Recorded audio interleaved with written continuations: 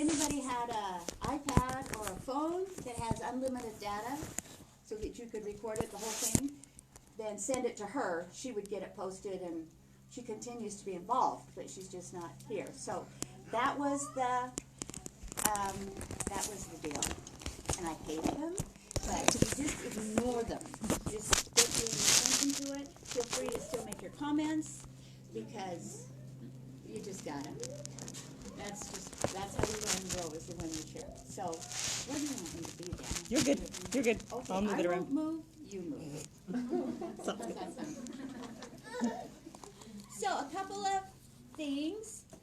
Gretchen kind of started it, but let me just re-emphasize it. Every week I will give you homework. If you do the homework, and if you attend, I promise you that by the end of the 10 weeks, you will be a different mother than you are today. You will be. You cannot do what I ask you to do, even if it's really, really hard. Now, also with that being said, I'm going to give you enough today that if you practiced it for 10 weeks, you still wouldn't have it perfect. So then next week, I'm going to give you something else. And the next week, I'll give you something else. And by the end of the third week, I have sisters that come up to me and say, I can't take any more of this class. It's just so overwhelming. You're just giving me so much stuff, and I can't do it. And I want you to know that I'm well aware of that. And I'm doing that with intent. I use the example that this class, these 10 weeks, is kind of like taking a drink out of a fire hydrant. You'll get wet all over. Every part of you will be wet. But not much of it goes in, because it's kind of impossible. So if you will choose 2 principles over the 10 weeks. Now, I say that I want you to do the homework every week. But at the end of the 10 weeks, if 2 principles stay with you, and you really incorporate them into your family, this will have been a very successful experience for me and for you. If you can change in 2 ways, if it can just change you a little bit, even though you learn a whole bunch, then that will be good. That's my intent. So I do not expect, it's impossible. I mean, not only do I don't expect it, it's impossible. It took me, when I started this class long ago and started developing, this is my curriculum. So as I started developing it from conference talks and from the church and from sources that I had found, it took me 6 years to implement it. This now is me. This is me. But it won't be for a while. And some of you will find yourself saying, well, Sister Tanner said, have you done that a little bit? Don't do that. This stuff's yours. I give it to you. It's yours. I don't lay any claim to it. You can just have it. They're true principles. It's just like when you bear your testimony in church. You don't say, well, Joseph Smith told me, or, I learned. You just bear your testimony. So this is yours. And you don't have to ever say, Sister Tanner said. I have a lot of husbands that don't like me very well, because some of you have said Sister Tanner said, and they don't like that a lot. So just with that being said, this is for you. It's yours. How many of you have never been to any of my classes, ever? Oh, yes. I'm liking this. I do like it. So raise your hands again high. Okay, just for starters, I'm going to take those of you over here who have never done it, stand up. Okay, now you're nervous, and I feel good about that, because I get to be nervous. So what I want from you is this. And those of you who haven't taken it all, see if this is kind of representative of how you feel, because I'm going to ask that. So if you will tell us your name, and then tell us how many children you have and what their ages are. And I want to know your biggest challenge in life, whether it's parenting, whether it's marriage, whatever it is. I want to know your biggest challenge that you're facing right now. Can it be all of it? Well, yes, it could be. Yes, it might be. Go ahead. All right, my name's Cammie Ellis. I have 3 boys, Ages? 7, 5, and 2. Okay. And marriage is a challenge, and staying calm with my kids is a challenge. Staying calm in marriage and kids. Yeah, that's true. Got it? Yep. Okay. Thank you. How did you hear about the class? Friends told me. Okay. Lexi Johnson. I have 2 kids. They're 2 and 18 months. They're 7.5 months apart in age. We're an adoptive family. I always like to let people, wait, how did that work? Biggest challenge for me right now is just managing life and doing the kind of day-to-day homemaking kind of things I need to keep up. I need to make dinner. I hate making dinner with a passion. And keeping the house clean and just keeping things smoothly going. Okay, good. I'm Erin Browning. I have 2 kids. They're 3 and 1. And my biggest challenge right now is probably feeling like a single parent. Sometimes my husband works 60 plus hours a week, and so trying to balance, trying to get through the day and to bedtime without too many meltdowns. A married single mom. Yeah. I'm Heather Lewis, and I've got 2 kids. I've got a 3-year-old and a almost month-old over here, and my biggest challenge, I think, is just trying to deal with newborn and sleep deprived and all of that stuff. Isn't it fun? Yeah. Yes. So fun. I'm like, get out of the house. I can do it. So, Don't get used to sleep. Once it's gone, it's gone. It's back. Yes. All right, I'm Jolyn Laney, and I have 3 boys, 9, 4, and 1. And I think my biggest thing is like I'm trying to improve myself, but I don't have time to do that because I'm a mom and a wife. And so trying to be all the roles at once and balancing all of that. Yeah. Isn't it fun? It's so fun. That's all I wanted, but it's hard. It is hard. No question. My name is Sarah Marie Bourne. I have 4 kids, ages 8, 6, 3, remember, 3 and 1. And my biggest challenge is kind of what all of these ladies said, just managing life, trying to figure out how to discipline from 8 to 1-year-olds because it's all different. They deal with different things. And yeah, trying to keep my calmness down so that they stay calm. That's always a challenge. So. It is. I'm Tiffany Anderson. I have 4 kids, 9, 7, 3, and turned 1 today. I don't know where to start. Everything is a challenge right now. We just recently moved from South Korea to here. I'm here by myself. My husband's still there. 70 days total. I've been in a hotel, buying a house, selling a house. So everything's a challenge right now. But we're here. I'm glad you're here, Tiffany. Tiffany grew up with some of my kids, so Yes. I've known Tiffany and her other kids.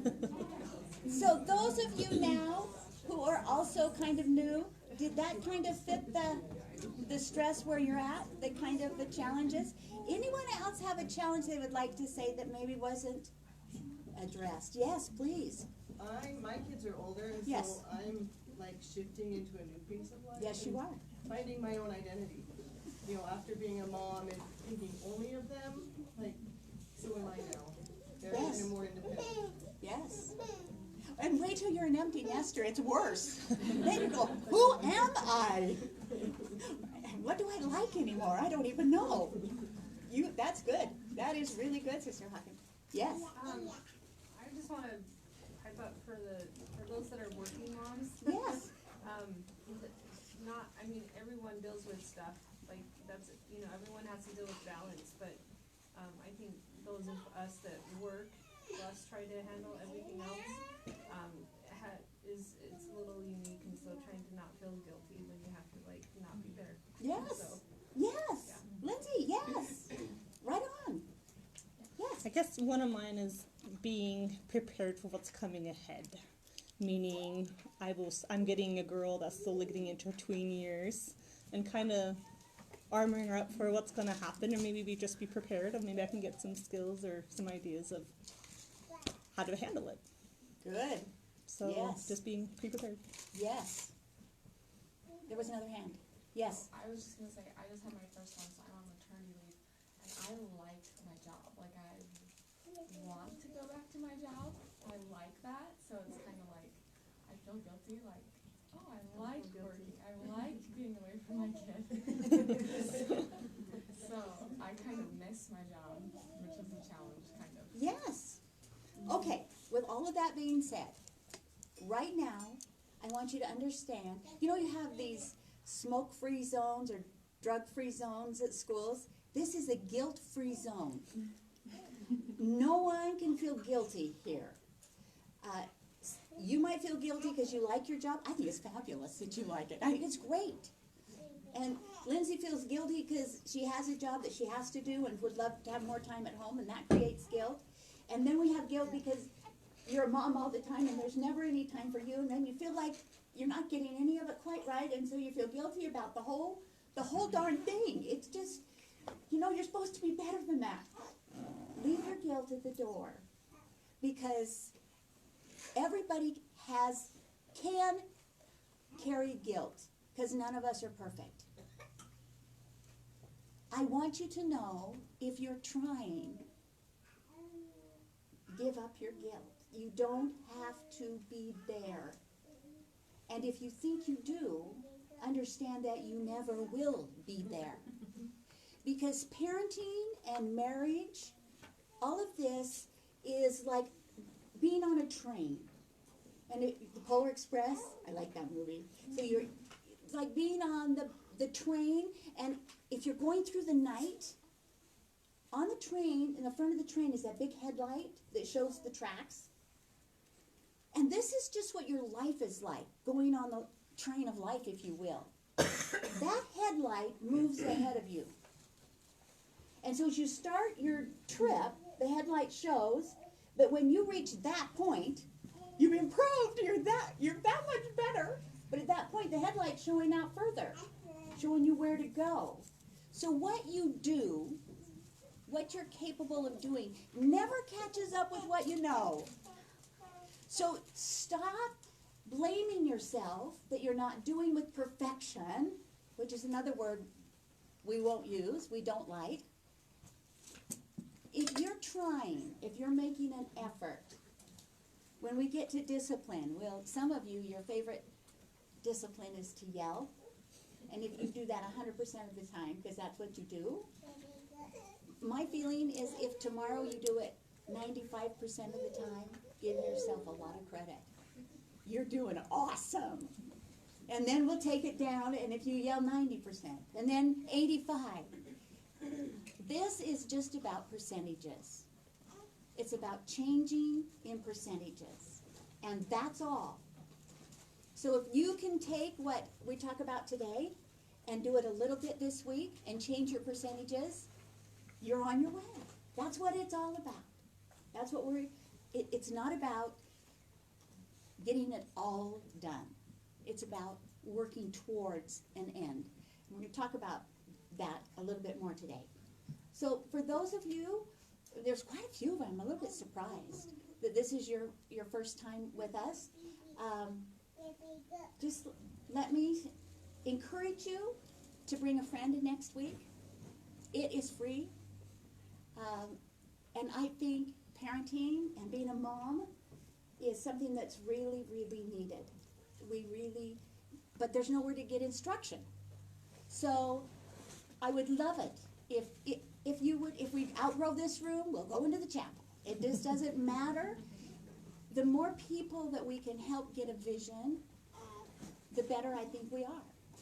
And so if you have somebody that can come part-time or a few times, feel free to bring them. It's not an all or nothing kind of a deal. As we go through the classes, they each stand alone, and yet they are very much meshed. So it's wonderful if you can come to all of them, but if you can't, that's okay. Come when you can. A little bit about myself. I have 10 children. I had them in 12 years. I had them all by the time I was 30. Then my last one was born just after I turned 36. So I had them all very, very close. Very, very close. I don't have any twins. I don't have any multiple births, which means that every year I was pregnant. As a matter of fact, as I go through my children, I can remember the year they were born because I count what child it is. Because in 71, I had my first child. So in 71, I had one, and in 72, I had two, and in 73, I had three, and in 74, I had four, and in 75, I had five. And in 76, I had 6 kids. And then I missed 77 for some weird reason. And in 78, I had one, and in 80, I had one, and in 82 and 83, I had more. And by then, I was done. So, you know, when we talk about having, my closest are 9 months, 4 days apart. So I understand them being close. And yet, I don't have twins, but I kind of understand what it's like to almost have twins. I do have twin granddaughters, so that has played into, that's an interesting experience. Really, I'm quite glad I didn't have that, but I felt kind of like I did. Anyway, so I've been through and seen a lot of the experiences that a lot of you are having. I started out, and I am still just a regular, normal mom. I don't profess to be any different or better or than any of you. I learned what I learned through making lots and lots and lots of mistakes. And then I found a few things that are helpful. And those are the things that over the years I wanted to share with mothers, because I think that then you have a foot up. I had to learn it the hard way by making lots of mistakes. And so hopefully that's helpful. That's helpful to you. I have been through lots of trials and hard times, and so this life is stressful. And it has a lot of challenging moments. But we can find joy in the journey, regardless of where we are. And that's my goal. My goal for this class is to help you find joy. Joy in being a mom. Joy in being a wife. And joy in just being you. Just being who you are. So that's the goal. And I feel like if you will, with real intent, do the homework and come, that at the end of the 10 weeks, you will have that. If I do my part, and I'm trying, I'm going to try hard to do my part. And I feel at the end of this 10 weeks that you will be able to have that. Would you turn on the air conditioner back up there? It's hot. Are you hot in here? I'm hot. And we're just getting warmed up. So this could be it. Okay. So today, what we want to do today, I hope, is establish a paradigm. Do you know what a paradigm is? When I say a paradigm, do you know what a paradigm is? That's an interesting word. What's a paradigm? Yes. It's like your way of looking at the world and life. Yes. Yes. That's exactly it. A paradigm is kind of the window that you look through all kinds of life, all kinds of situations. So today, what I want to talk about is what is your paradigm for being a mother and your family. So your part in creating that family picture. Not where you are necessarily, but what kind of a paradigm do you want? And I hope that by the end, for some of you, that paradigm will change. By the end of today, you may shift it a little from where you are to what you may want to have be your goal or your desires or what you want. Over the summer, I've done a lot of studying for this class on where we are in our society today. So what your kids are facing. And before we start on that, some of you parent out of fear. Fear of what's coming down the road, fear of what's out there. Some of you parent out of control. And when you're not in control, that creates fear. Some of you parent out of permissiveness. feeling I can't control them and I want to be their friend, and therefore I give in to whatever they kind of want to do because then they'll like me better. So there's a lot of views of how parenting should take place. What I want you to do on your paper now, does everybody have a piece of paper and a pencil? If you don't, I bet we can come up with a few extras. Or you can just think about it either way, but here's an extra pen. Piece of paper, got it? Yeah? Anybody else want a piece of paper? You got it? Anybody else? Want a paper? You got one, Jenny? Do you have a pen? A pencil? Or a lipstick? Or whatever? Everyone's right. It's all good. Okay. This is, I kind of think that you're going to do better if in the class you take notes. And you can, the syllabus is written so that you can take notes in it. At the end of each chapter, there's a blank sheet that you can write your thoughts. About taking notes, I want you to be thinking while we talk, and you're going to have ideas that will come to you while we discuss that will have something to do directly with you and an individual child or an individual event. Your brain can process 5 times faster than I can speak. That's just scientific. And so, as I'm talking to you, every one of you have had thoughts that have taken you out of this room. And that's normal. I'm not saying you're not paying attention. I'm saying that's normal. That's the way the brain works. And so, sometimes when we're talking, somebody will make a comment and you'll start thinking about one of your children. You'll have a thought that's totally not related to what we're talking about. I want you to write that down and put it on what I call a ponder pad. And in the back of the syllabus, I think there's a plain sheet that you can just use for a ponder pad. I want you to write down whatever impressions you have during the time you're in this room on your ponder pad.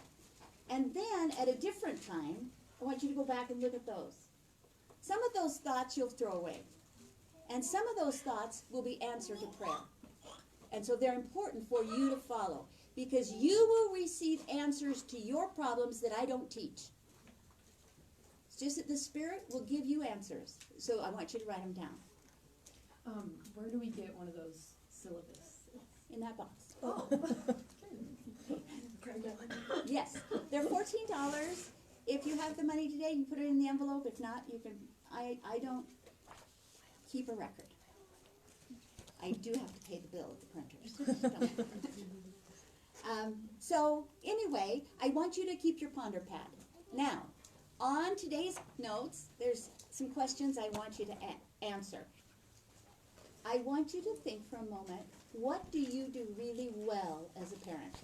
What is your success in being a mom?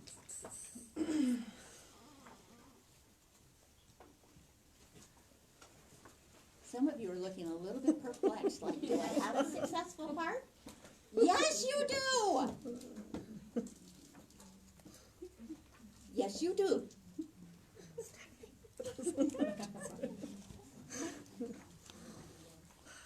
Okay, the next question for some of you will be easier to answer, and that's what do I want to improve on?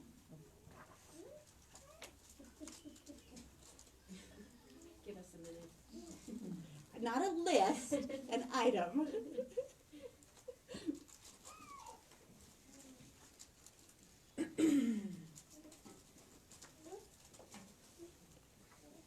Okay, that time's up. Did you get 2 things? Some of you do really well. You hate it when I say really well. That makes you feel guilty. Like I don't do anything really well. How would you have liked it if I said, write something you're great at? Then you even feel more intimidated. Right now, you're seeing one of the problems that we have in parenting. Right now, with that little experience. Do you know what it is? You focus on the negatives rather than the positives. And you do that in your children as well as yourself. That's a habit. That is a habit. And it's one of those habits that I want you to work on breaking. As we go through the semester, I'll teach you how to do it specifically. But I want you to be aware of that our habit tends to be, we look for the negatives. Now, you were probably raised, because it was the era, the parenting style of when you were raised, that your parents felt like they were good parents if they corrected all your misbehaviors. Does that make sense? So if your room's not clean, I'm going to say, Johnny, I told you to clean your room and it's not clean. Go back and clean it. Okay, I'm not yelling. I'm not demeaning.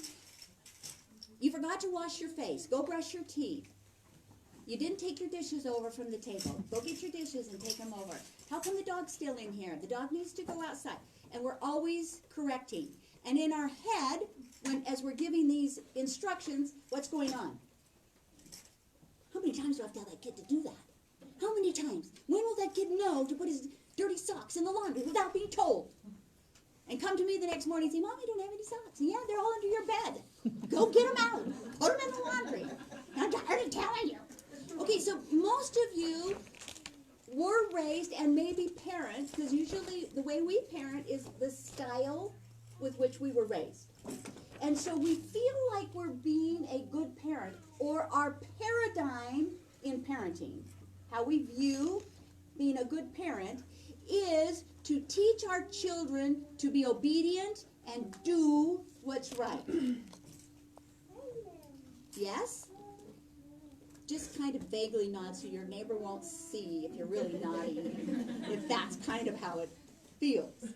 That as you parent, the goal is to make your children do good.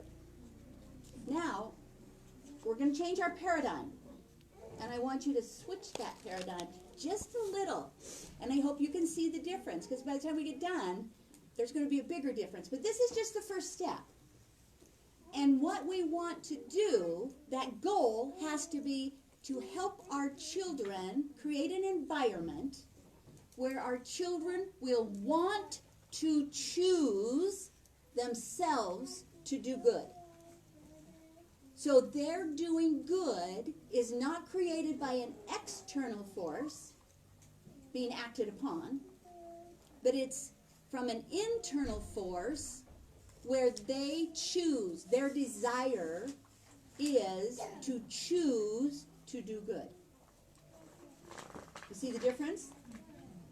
Because when we send them out in the world, we want them to have that foundation where it's in them to want to make correct choices.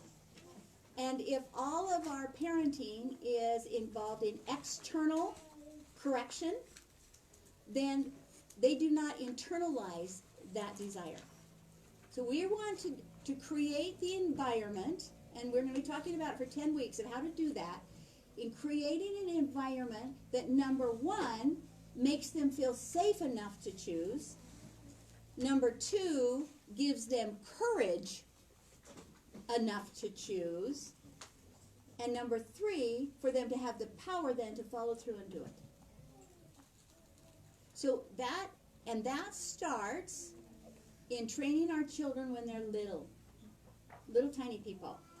And so some of you will say, okay, that does it. I'm through, because mine are all teenagers now. So it's never too late to start. It is never, ever, ever too late to start. But if you've created certain habits and created relationships that you have between your child, how they see you and how you see them, it's harder to change those as they become older. But it is possible. So it just requires a little bit longer time and a little bit more commitment to make it happen, but it can be done at any age. Okay? So don't give up and don't feel guilty. It's just that if you start there when they're little, then it's a little bit easier for you and them. But the hard part is for you to gain this vision that I want you to have. As I've been studying this summer, it's very interesting. I've read 2 really good books. If any of you are interested in reading them, they're very interesting. This book is just all statistics. It's just some lady who loves statistics, but it's fascinating. lots of charts, you know, the charts that go up and down, comparing lots of stuff. And it is a very fascinating book. And this one is called The Collapse of Parenting, which is also a very interesting book. Neither of them are written by members of the church, and both of them take a great deal of filtering. So you just have to know that. But they're very good. And as I was reading in this book, one of the things that's fascinating is the change that has come over the years. Now, I was raised, I was born, boy, I'm going to date myself. I was born into what's called the baby boomer generation. That's where I was born. So that generation, my parents are what they call the greatest generation ever, the World War II soldiers, and so that's what I was born into. That was my parents, and I was born into the boomer generation. I was raised, this greatest generation who went off and fought the war, they parented in the style of, you do what I say, period. You don't talk to me, you don't ask, you just do what I say. And if you don't do what I say, there can be some physical repercussions. I got spanked a lot because I didn't do what I was supposed to do quick enough. And so that was the format. Now, society in that generation was your Leave It to Beaver. Any of you ever watched Leave It to Beaver? Yes. It's on the old black and white TVs. And maybe if you stay up really late at night, but you get the mother with the pearls and the apron and the high heels, fixing dinner, and, you know, dad's coming home in the tie, and you know, the beaver was the little boy that always got in trouble, meaning he climbed a tree or something. But all of these things, this perfect, that was our society. In the society, there was a great deal of patriotism. There was a great deal of religion. People were very, very religious post-war. There was a huge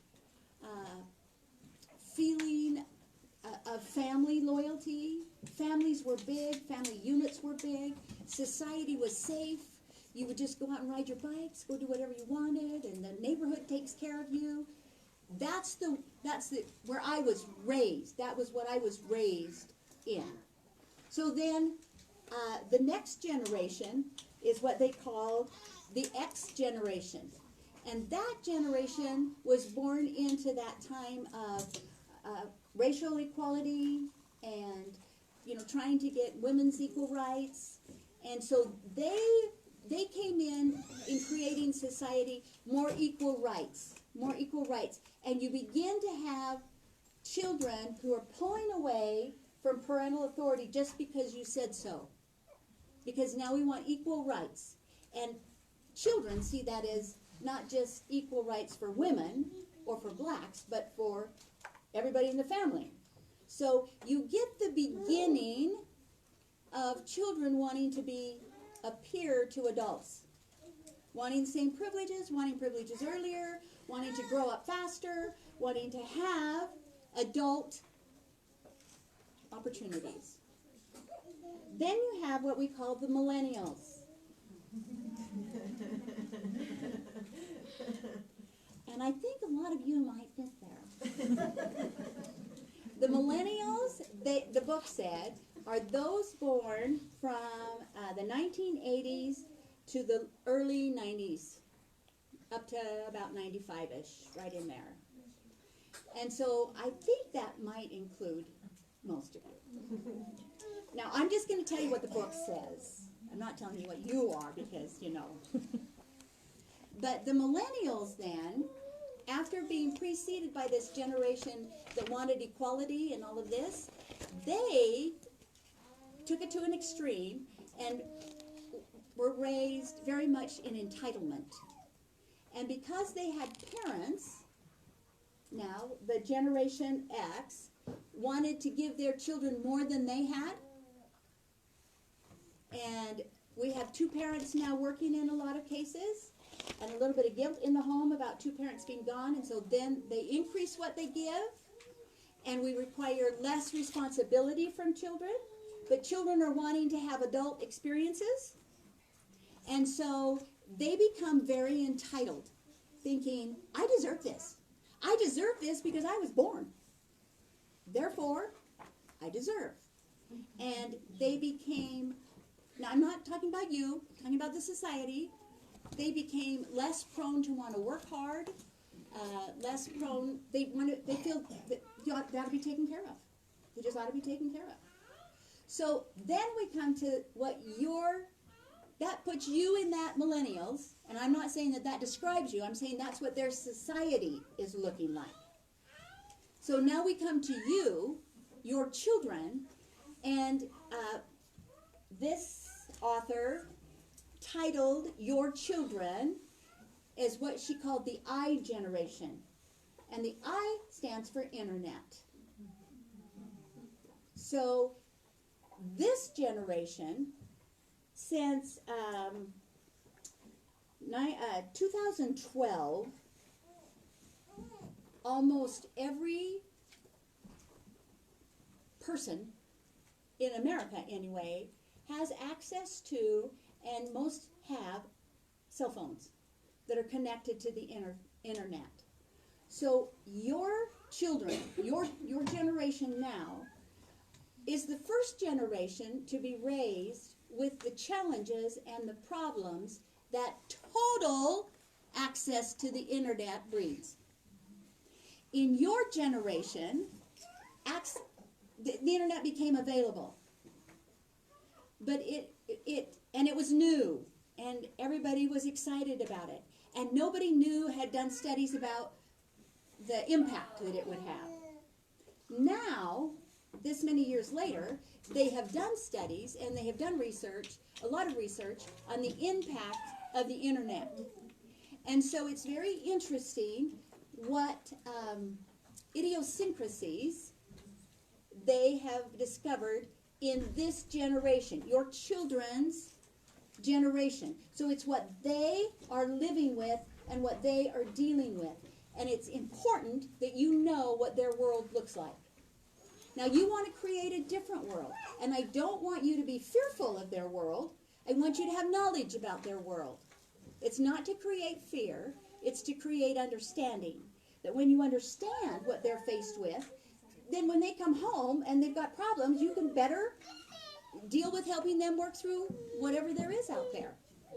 It's very fascinating to me, personally, that does anybody remember what year the Proclamation of the Family came out? 1995. Do you know what year that the internet went commercial? 1995. The same year. And it's interesting that we talk about the proclamation to the world on the family and think about, wow, when that came out, it just seemed like, why are we doing this? I mean, everybody knows this, isn't this? And now we look at it and say, whoo, now we really see a purpose. It will always come out in front. But the very thing that is truly destroying the family, and we'll talk about it a little bit further, it came out the very same year the proclamation came out. And it is easy access and continual access to the internet and to the cell phones and to all that involves. So, with that being said, let me tell you what this lady says, and she has done, I can't tell you all the surveys she's done, and interviews that she's done. It's taken her 3 years to put together the surveys for this book. But the things that she sees in this I generation. Now, this I generation, I think she said, started in 95 and continues to go. By 2012, everyone had access to instant iPhone. It was reasonable to be bought, and some of you may have gotten it early.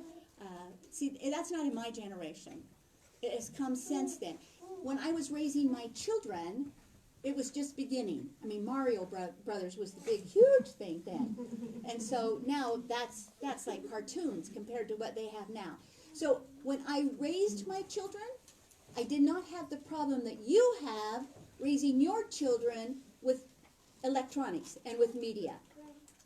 So that says you were never trained by watching a role model to know how to parent to this change in society.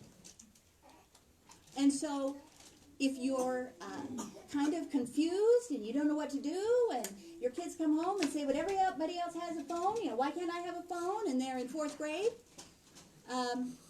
Sometimes we start going, well, I don't know, because you're not raised with that. How many hours can I play video games during the day? You're going, I don't know what's a good, I don't know.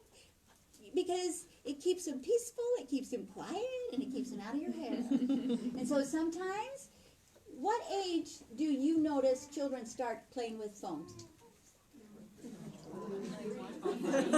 Babies! The Second Sacrament meeting, turn on your phone and boy, it keeps them quiet.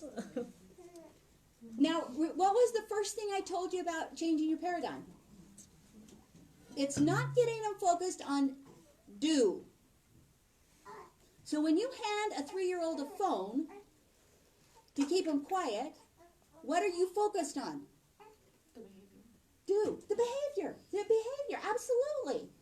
And as we do that and think, well, I won't do it after a while, I'll pull it back. You won't pull it back because they won't let you. So the more you feed that to create a do, the more you restrict your ability to teach them from the inside out to choose proper use. Does that make sense? So, but with that being said, you were not raised with anybody helping you know how to do that, because your parents didn't have that challenge when you were growing up. So that then becomes a challenge. Now, she said, and I think that this is very interesting, 10 important trends that have come with this I generation. Okay? Now, I'm not saying it's in your family. I'm saying trends. And I want you to know that they are in the church. May not be in your family. They're in the church. And if you will think about what the leaders of the church have been addressing, have been dealing with, has been online, what conference talks have been about, see if you can't find some of these. Okay? 10 trends. Number 1, no hurry to grow up. It used to be in past generations when I told you entitlement and they wanted adult privileges. Now it's exactly the opposite. Children are very content to stay at home. They don't necessarily want social experiences. They just want a phone. And they can text their friends and they can text their phone. And they take care of social relationships from the couch. And youth are not getting driver's licenses at 16. Why did we get a driver's license? Why did my kids want to get a driver's license? Because I lived clear out by the old Crow Inn, and they wanted to come in and do school activities. And the only way to do that is they drove, and they were dying to get a driver's license. Now, no activities with peers, so they don't want to go anywhere, and so they're very content to let mom drive them everywhere at age 17 or 18. They don't care. And they really don't care. Because their access to what they want to do is on that phone. So childhood has been extended into adolescence. And sometimes longer. Sometimes we're having children leave home. Still not being adult. Adulting now is the big word. Oh, I'm so adulting, I paid a bill. Get a break. That's what you do when you grow up. So anyway, they're not having those experiences. Now, number 2, the internet and phones has become, it's how much time they use on them. How much time they spend has increased. So that becomes one of the trends is that the youth then, our children, and it starts with children, they're on the phones a lot. That is actually how they develop their social identity nowadays, is on their phones. Number 3, there's very little person-to-person socialization. Their socialization comes from texting their friends and their phone. Number 4, they have become very, very insecure, as they are not put in social experiences where they can fail and then problem solve it, so they know that they have the capacity. But because so much of it is just spent online, they become very, very insecure. And as they watch their friends on Snapchat or Instagram, or I know Facebook now is the bottom of the barrel, and the others are all up there, they watch them at their perfection. You know, you post your good stuff, not your bad stuff. And so you post it, and so then they compare themselves to what's out here, and then they become very, very insecure. They think, I can't do it, I can't make it, I can't. And so that leads to mental problems, anxiety, depression, and so that creates a problem with that. Number 5 is this generation has become very, very irreligious.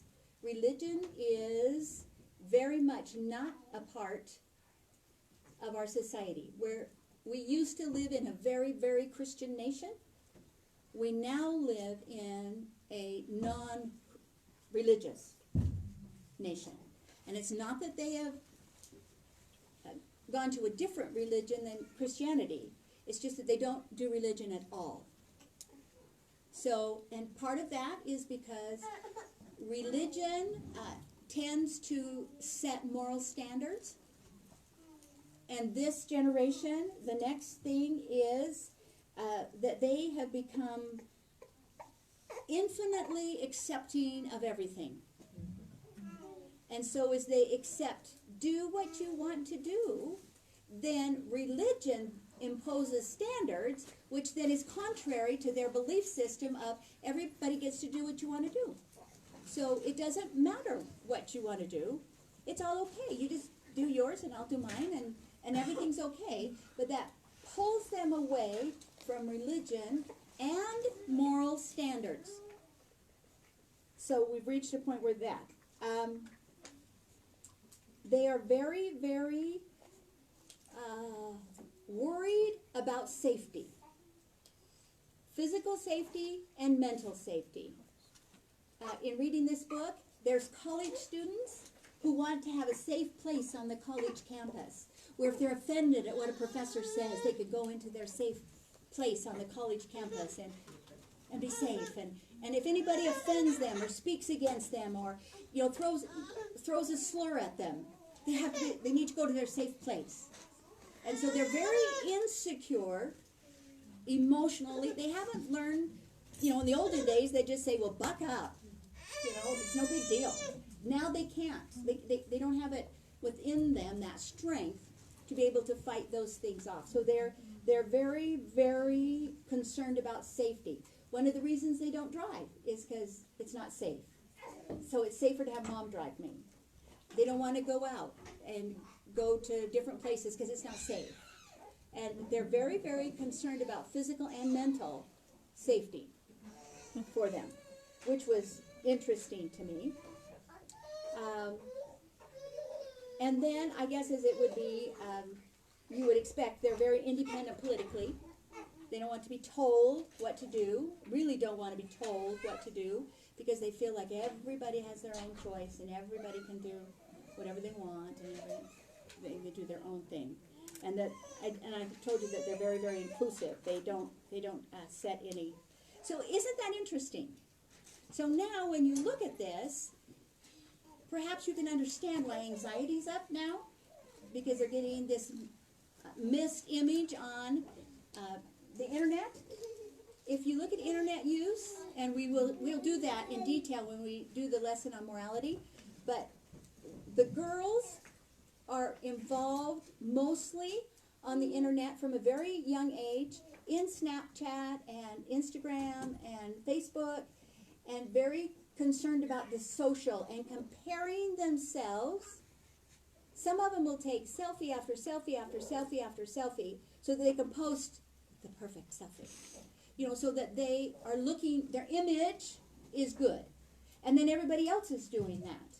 And so you can see where they get a very skewed view of what they should be working for.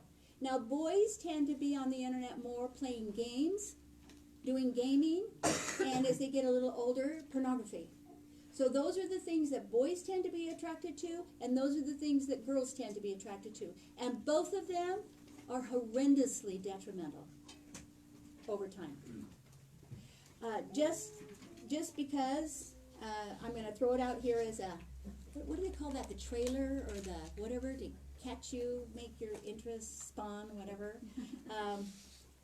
They say if you want good internet health, and we'll talk in detail how to get it, but your children, if they are on the internet or exposed to media screens more than 2 hours a day, it starts to cause detrimental results.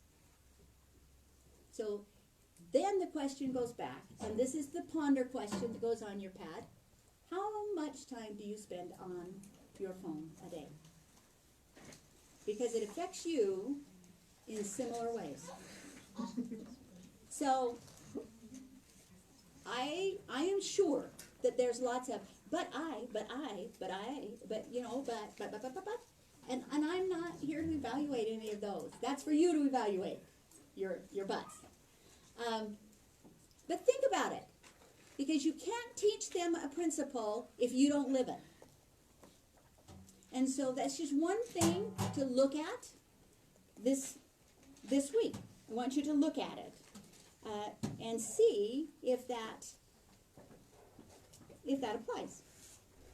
Okay, I wanted to share with you an experience that my daughter had this last week. My daughter has been living with us for about a year now. Her husband passed away. She's a widow and has 3 children. He passed away when she was 39 and had 3 children, and so she's now a single mother. And they'd lived in San Diego, and then last year, they had thought about it for a long time, but it happened suddenly. They decided on a Saturday, and they were here by Sunday night, and they were in school by Monday. That was last year. And so the kids they've been here, and they've been living with us. And she has been looking for a house, but this end of Boise is pretty expensive. And she wants to live down here because we just happen to live in the church's backyard. So we're right there, and they kind of want to stay close to us when she's without a husband. And so, and we want her close. So she's been working with this real estate guy. And his name's Joel. And he's really nice, and he's showed her a lot of houses. And just this last week, he was showing her some houses. And he said to her, and she had taken her children so that they could see the house. And she's got a 16-year-old daughter and a 13-year-old son and an 11-year-old daughter. And so 2 of them are in junior high at North, and 1 is over here at Boise High. And they're doing very well. So she took her children, and they walked through this house. And after they were through, Joel said to my daughter, Jana, he said, "You are so lucky to have good kids." How many times have you had somebody say that to you? You are so lucky to have good kids. And then he went on to say to her, he said, you know, when I was growing up, I was kind of the rebellious one, and I did all kinds of things, and I got into all kinds of mischief. And you're so lucky to have good kids. And she said to me, after she was telling me about it, she said, does he think that's genetic? The genetic pool sort of flowed together and came out with this fabulously good child. If you have good children, it's because you have intentionally parented them. Good children in this age will not turn out by accident. They are a result of diligent, intentional parenting. So if your parenting is reactive parenting, meaning the child does something and then you react to discipline them, you will not have, in the end, what you want to have. Because in teaching them how to be intrinsically want to do good and choose good and be good requires intentional parenting now to train them to do that, to help them. And it's creating the environment, and then it's creating the training. And so we have to teach them what we want them to do. So the question is, do you know what you want your family to look like? Do you know what you want your family to look like? And it's easy to say that, you know, I want them to all be obedient. I want them to pick up their rooms. I want them to do what. But do you realize that's the to-dos? That's the do's. We've got to change the goal to be, I want them to learn to choose to do what's right. Then when we change that goal, they will go through some misbehavior. They're going to strike out and make some bad choices and talk sassy every once in a while. But it's how you handle that, whether or not you help them learn how to choose for that to be intrinsic. So that's what we want to go for. Now, we built this house over here, 10 years ago, 15 years ago, I don't know, some time ago. And my husband built it. And the first thing that we did when we built that house was we sat down at a kitchen table with a piece of notebook paper and started to etch out a floor plan. You know, what do you want? How many bedrooms do you want? What kind of a kitchen do you want? What's important to you? It's important to me to have a big kitchen. It's important to me to have a big gathering space. Because when all of us gather, we have 60 people. And I want a big gathering space. That's important to me. It's important to me to have everything that I need, meaning laundry, kitchen, bathroom, bedroom, on one floor. Because I'm growing to not like stairs. I can still do them. So you lay it down and you just sketch it out. And then Mike went and really drew it nice. And then you take that plan to an architect. And then they draw it. And then you have to go through planning and zoning and all this stuff and get all of your permits to build it. And all of that's done before we ever dig a hole. You can't dig the hole yet. So once that's all done, you call in the backhoe and they start digging the hole. So, and with it, we have a basement, so they have to come in and test the soil to see if there's groundwater, to see if you can even have a basement. So you do all this stuff, and then you start building, and it's required by the city that on site, at all times, there is a set of house plans. So even when you're not out there working, on site, there's a set of plans. And the inspector can come at any single time he wants to, and he just looks at your plans and see if you're complying with what you said you would. And they do. Every time you finish something, they inspect it. And so that's how the house is built. Now, how is your family house to be built? My husband has built several homes. That's what his dad did. He could have said, oh, Carlene, I know how to build a house. We don't have to do all this stuff. You know, let's just go call the backhoe guy and we'll start digging a hole. He could have done that. I would not have felt comfortable with that. But he could have done it. But how are you building your family? Do you have the plan, the vision? Do you know what you want? Or is it more or less, well, we'll get up today and we'll just see what happens and we'll see which kid yells at us and we'll discipline them and we'll make them do what's right and we react to our family rather than creating and building the family. So this week, what I want you to do, what we're going to work on doing, is you have got to come up with the blueprint for your family. We can't work towards an end if we don't know what the end is. or we don't know if we're making progress towards the end. There was a story once told about a couple of basketball teams, and it was like the state tournament, the big, huge game, final game. They come out on the court, and they go out there. You got 10 guys, and the referee throws up the ball, and somebody gets the tip, and they start bouncing the ball down the court, and they go up for the layup, and there's a backboard, but there's no hoop. So the ball goes up and hits off the backboard, and the other team gets the rebound and takes it down. Do they get points? I don't know. The other team goes down and does the same thing. At the end of the game, who won? You don't know, because you have no way to keep score. You don't know if you're progressing or not. And unless you have a plan, you don't know if you're making it. You don't know if you're making progress. How do you know where you are in this game of raising kids? There's so many parents that have gone through this class even, who when their children are 17 and a half, they come in and they say, okay, Carlene, I got 6 months left and this kid's graduating. How do I teach him all this stuff? Now, tell me what to do. Tell me what to do.